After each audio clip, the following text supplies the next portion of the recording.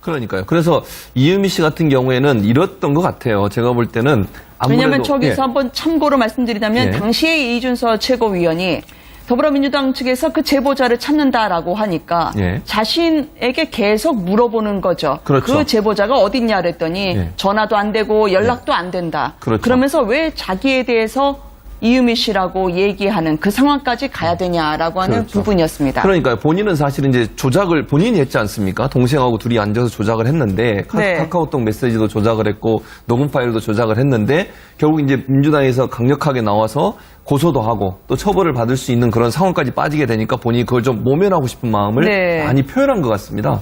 그래서 처음에는 이유미 씨가 그것도 물어봤잖아요. 이게 선거 끝나고 나면 서로 고소 취하는 거 아닙니까? 네. 아마 그런 것도 생각을 했을 것 같아요. 그러니까 네. 본인은 선거가 끝나고 나면 양 당이 다 고소 취하해서 본인이 별 피해를 안 당할 수도 있지 않을까 하는 그런 기대감을 갖고 있지 않았나 하는 생각도 들고 이준서 씨 입장에서는 저걸 공개하면서 본인이 별 관계가 없다라고 하는 부분을 강조하고 싶은 마음이 있는 것 같아요. 그러니까 이유미 씨 혼자서 독단적으로 한 거지 저기 국민의당이 뭐 조직적으로 동원돼서 한 게 아니라고 하는 부분을 강조하기에 저런 카카오톡 메시지를 보여주는 것 같고요. 또 이용주 의원도 지금 공개를 했는데 이용주 의원 같은 경우도 이게 이유미 씨 혼자 독단적으로 한 행동이라고 하는 부분들을 강조하기 위해서 본인들이 나누었던 카카오톡을 보여주는 게 아닌가 그런 생각이 듭니다. 막판에 저를 케어해 주셔야 해요 위원님이라고 얘기하면서 왜 자기를 민주당에서 공격을 할 수도 있냐 그러면서 자기는 이 사람들과 함께 연락이 안 될 수도 있다라고 하면서 발을 빼려고 하는데 상황 수습이 잘 안 되는 듯한 카카오톡입니다. 그러니까 사실 저 내용만 보면 일단 이유미 씨가 이 지금 카카오톡 내용이나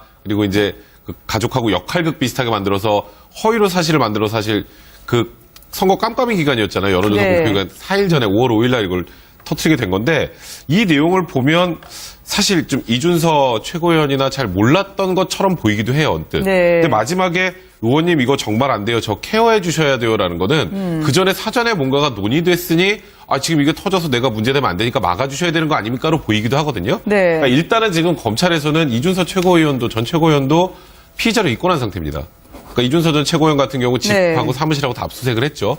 그러면 이유미 씨가 주장하는 것처럼 이거는 본인의 독자적인 행동이 아니라 그 위에서 이준서 전 최고위원의 지시를 받아서 지금 했다라고 주장을 하고 있는 상황인데 그와 관련된 무언가의 그래도 최소한의 단서가 확보가 됐기 때문에 검찰이 지금 이준서 전 최고위원을 피의자로 전환한 거거든요. 네. 그러니까 이 지금 카카오톡 내용만 가지고 이게 단독 범행이다.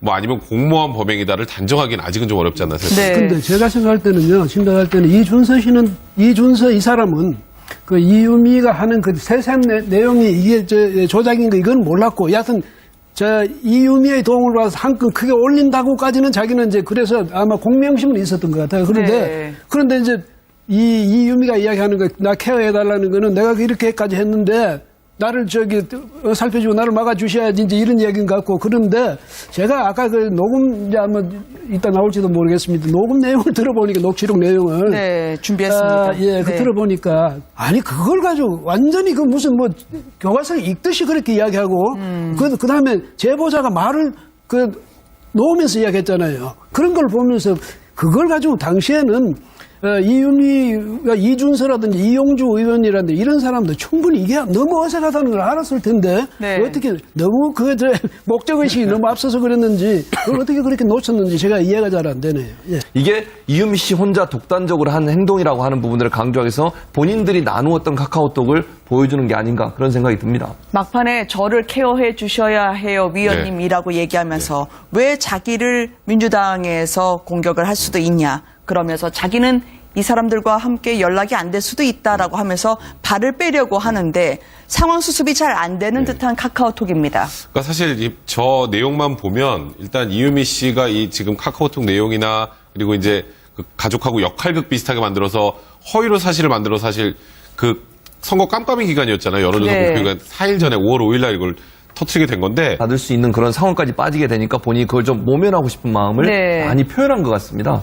그래서 처음에는 이유미 씨가 그것도 물어봤잖아요. 이게 선거 끝나고 나면 서로 고소 취하는 거 아닙니까? 네. 아마 그런 것도 생각을 했을 것 같아요. 그러니까 네. 본인은 선거가 끝나고 나면 양 당이 다 고소 취하해서 본인이 별 피해를 안 당할 수도 있지 않을까 하는 그런 기대감을 갖고 있지 않았나 하는 생각도 들고 이준서 씨 입장에서는 저걸 공개하면서 본인이 별 관계가 없다라고 하는 부분을 강조하고 싶은 마음이 있는 것 같아요. 그러니까 이유미 씨 혼자서 독단적으로 한 거지 저기 국민의당이 뭐 조직적으로 동원돼서 한 게 아니라고 하는 부분을 강조하기에 저런 카카오톡 메시지를 보여주는 것 같고요. 또 이용주 의원도 지금 공개를 했는데 이용주 의원 같은 경우도 그러니까요. 그래서 이유미 씨 같은 경우에는 이랬던 것 같아요. 제가 볼 때는 아무래도 왜냐하면 저기서 예. 한번 참고로 말씀드리자면 예. 당시에 이준서 최고위원이 더불어민주당 측에서 그 제보자를 찾는다라고 하니까 예. 자신에게 계속 물어보는 거죠. 그렇죠. 그 제보자가 어딨냐 그랬더니 예. 전화도 안 되고 연락도 안 된다. 그렇죠. 그러면서 왜 자기에 대해서 이유미 씨라고 얘기하는 그 상황까지 가야 되냐라고 하는 그렇죠. 부분이었습니다. 그러니까요. 본인은 사실은 이제 조작을 본인이 했지 않습니까? 동생하고 둘이 앉아서 조작을 했는데 네. 카카오톡 메시지도 조작을 했고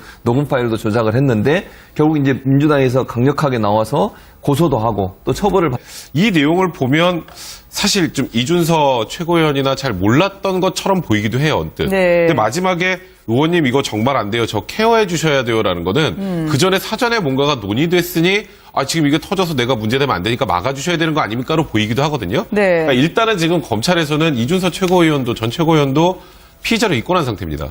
그러니까 이준서 전 최고위원 같은 경우 집하고 네. 사무실하고 다 압수수색을 했죠. 그러면 이유미 씨가 주장하는 것처럼 이거는 본인의 독자적인 행동이 아니라 그 위에서 이준서 전 최고위원의 지시를 받아서 지금 했다라고 주장을 하고 있는 상황인데 그와 관련된 무언가의 그래도 최소한의 단서가 확보가 됐기 때문에 검찰이 지금 이준서 전 최고위원을 피의자로 전환한 거거든요. 네. 그러니까 이 지금 카카오톡 내용만 가지고 이게 단독 범행이다.